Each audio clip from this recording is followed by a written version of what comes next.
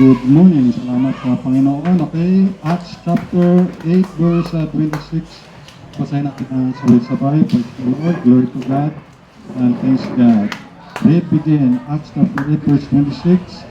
And the angel of the Lord spake unto Philip, saying, Arise and go toward the north, south, unto the way that goeth out from Jerusalem unto Gaza, which is desert.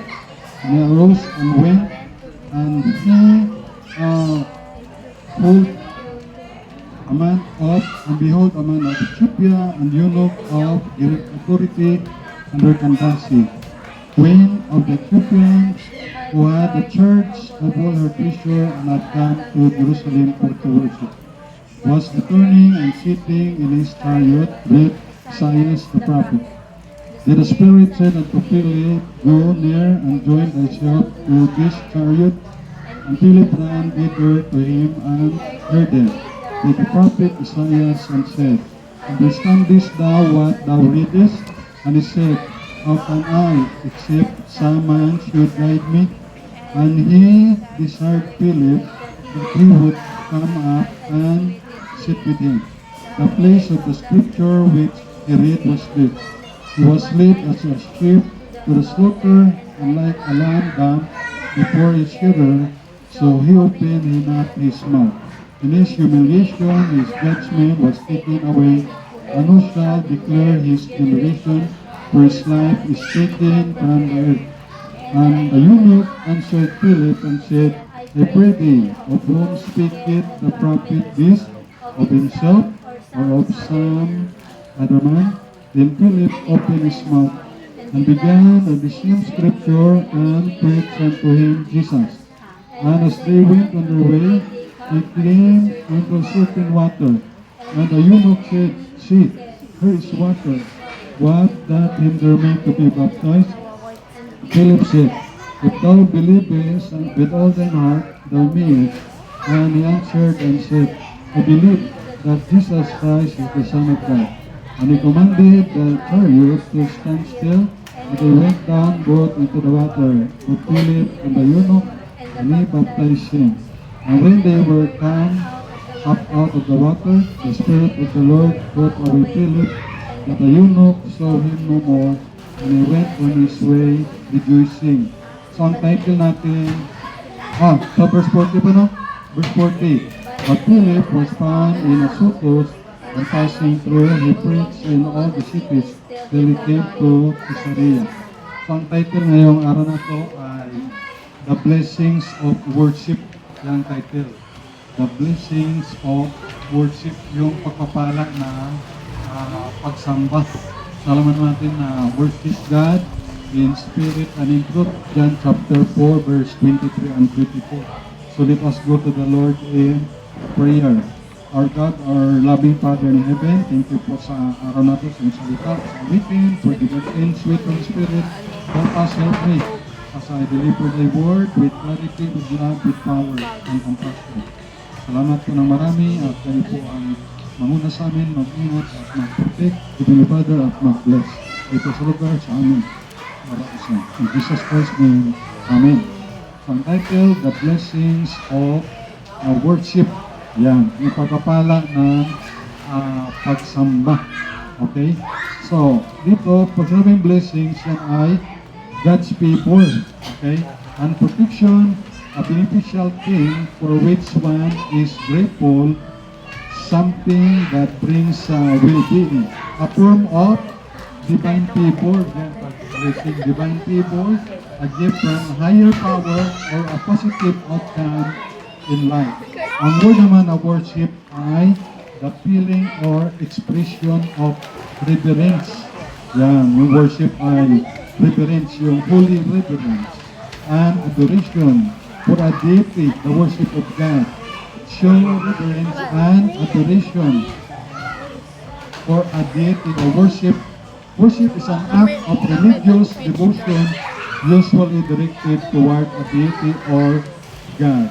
The blessings of worship. Kaya dito sa verse 26 kanina, the blessings of worship, ang papapala ng pagsamba. So number 1 point natin, number 1, the angel of the Lord prioritize you. Yan. So, ang anghel ng Panginoon ay pinaprioritize ikaw. Katulad itong eunuch, prioritize yung eunuch ng angel of the Lord sa verse 26. O, tingnan nyo.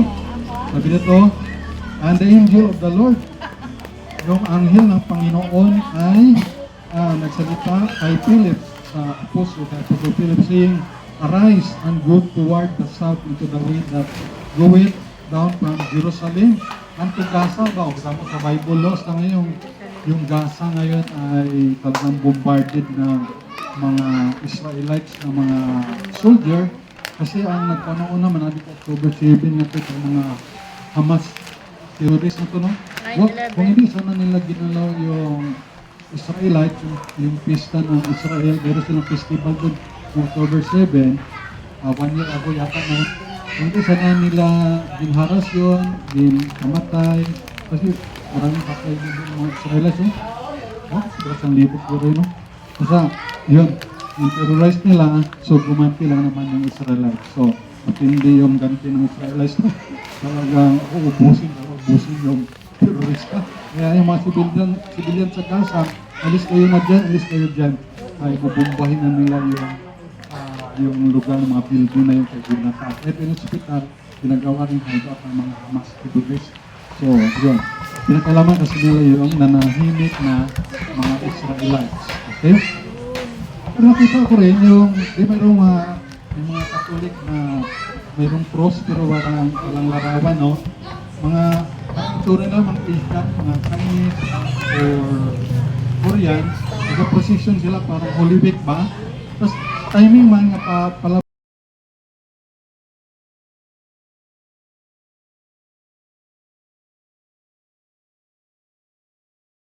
pasulong naman yung mga Orthodox Jews. Tapos yung Orthodox na may panito, may parang sombrero ng Hudyo at may palaspas ulit sila. Tapos ang ginawa ng tatay, kasi yung mga son, babasarado, ang ginawa niya, kipuan niya, hindi may kaki na bit-bit cross, dalawa sa tao na Katoliko, Asyano. Ay, dalawa, tatlo ay, kipuan gin-spit, ginduraan ba? Duraan sa lupa. Tapos pati yung mga bata ng mga Hudyo, gadura rin, pati mga adult rin. Itong dura, so isipin mo, no?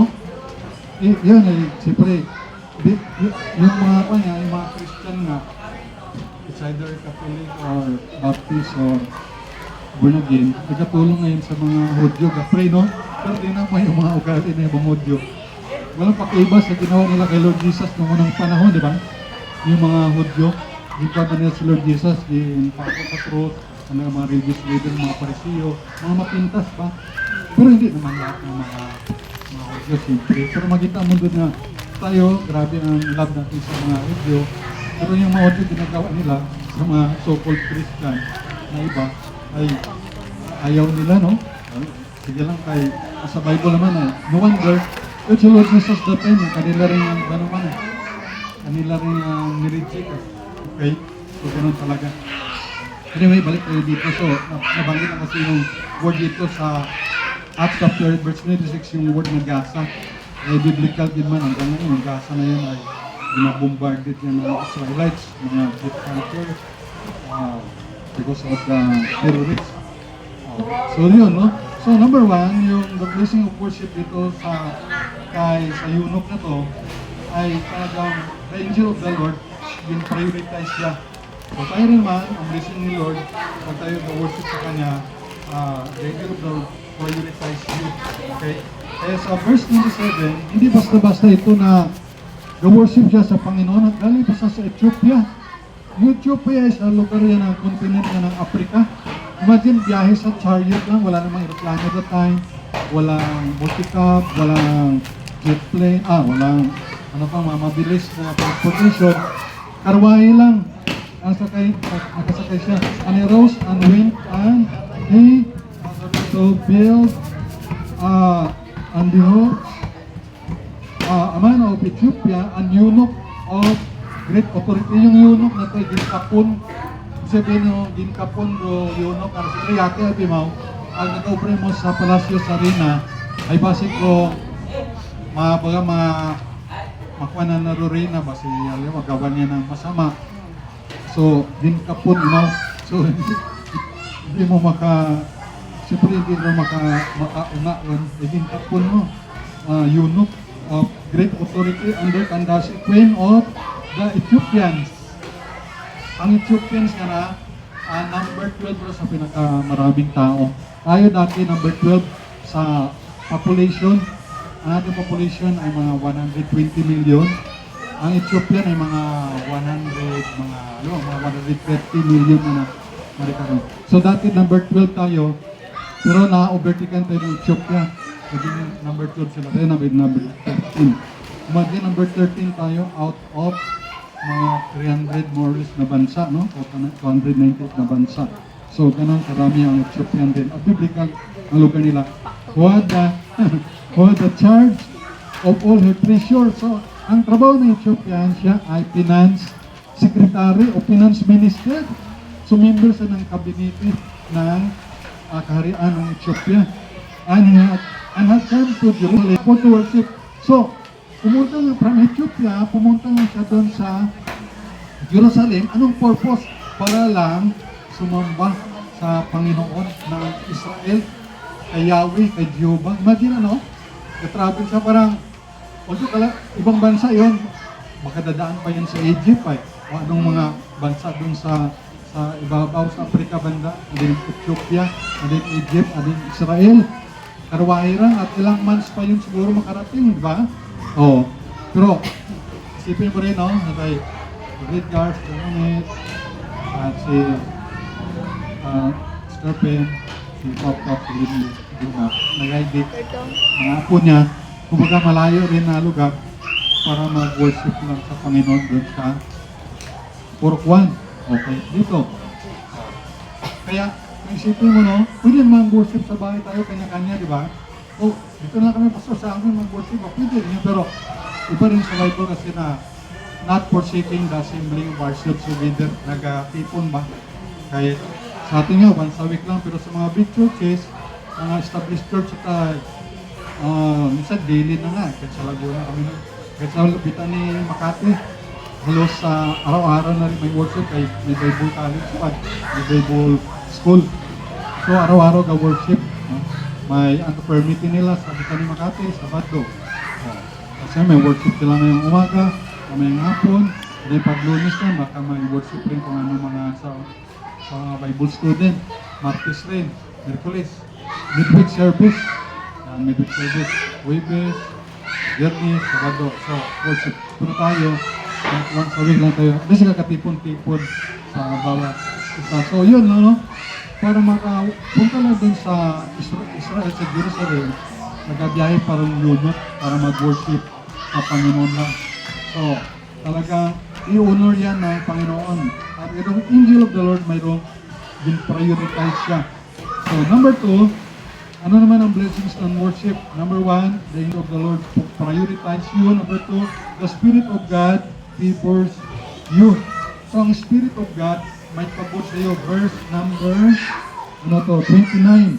May pabor yung Diyos, Espiritu. Verse 29. Then the Spirit said unto Philip, Gunner, sabi ng Espiritu kay Philip, sa kay Apostol Philip, Gunner, lumapit ka and join thyself to this chariot. Yan. Lumapit ka doon at pumunta ka kay Sayuno, so may favor ang Espiritu ng Diyos sa eunuch to go because of blessings of worship na nasa puso ng eunuch. Okay? So, sa pag-worship natin sa Panginoon, yung Espiritu ng Diyos ay nasa atin. Siyempre, iba naman yung sa surrounding natin. Siyempre, iba naman Espiritu sa kanila. Iba naman other spirit sa kanila, sa atin, yung Holy Spirit. And so, siyempre, wish rin ng Panginoon na sila ay maging katulad din natin. Huwag lang tayo maging katulad nila kaya galing na tayo sa kanila. Okay. So, yun ang blessing of worship. Pangatlo, the servant of the Lord helps you. Ayan. So, ang servant of the Lord, itong si Philip, ay tinulungan siya. Yung eunuch na to, verse 31 hanggang 35. At sinabi nito, paano ko maintindihan? No? And he said, how can I accept some man guide me? And he desired Philip that he would come up and sit with him. Explain ba ni Philip sa eunuch? The place of the scripture, ito yung sa kasulatan na nakasulat na binabasa niya. He was led as a sheep. Siya ay dinala katulad ng tupa si Lord Jesus Christ sa slaughterhouse, kumbaga sa slaughter, yung lugar ng katayan. And like a lamb dumb before his shearer, so open he not his mouth. That's Lord Jesus. And then, in his humiliation, his judgment was taken away, and who shall declare his generation, for his life is taken from the earth. And the eunuch answered Philip and said, I pray thee, sino itong pinapatungkol ng propetang ito? Ang sarili niya or ibang tao? Sabi ni Philip, sabi niya, and began at the same scripture and preached unto him Jesus. Yan, si Jesus yan. At sa verse 30, yan, hanggang verse 35. So yun, Philip preached Jesus the eunuch. So, yan ang blessing.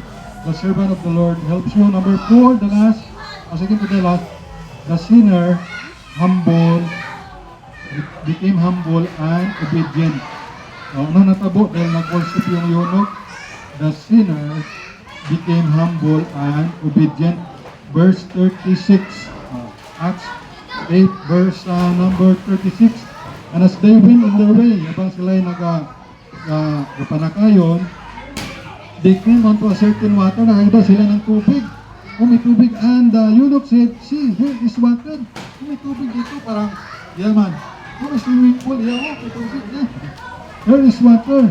Siyempre yung pagkaiba lang ng eunuch na to, mas adult na kumpara kay JJ at kay Sia.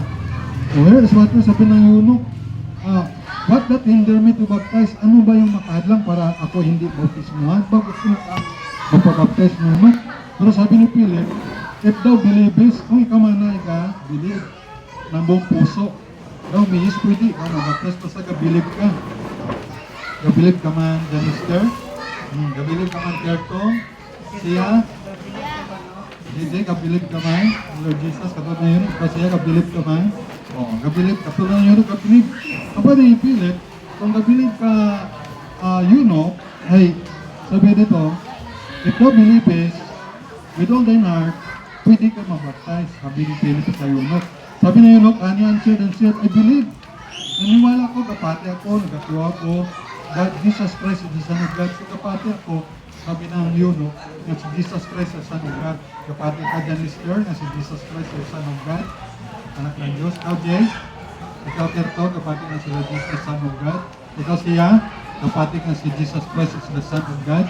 Kapatid ka, anak ng Diyos, si Lord Jesus. Kapatid ka. Yun, kaya nga ni anak ko, no? Huwag mamatulid si Mr. Pero, nagpati sanda, sa ano rin ginawa. So, habang ni eunuch, kapatid ako, si Jesus Christ ay anak ng Diyos, sabi ng eunuch. And he commanded the chariot na magbundo. And they went down. Pumunta sila doon sa may tubig. Dalawa sila, si Philip at the eunuch, and he baptized him. And ginbaptize ni Philip through eunuch. Okay?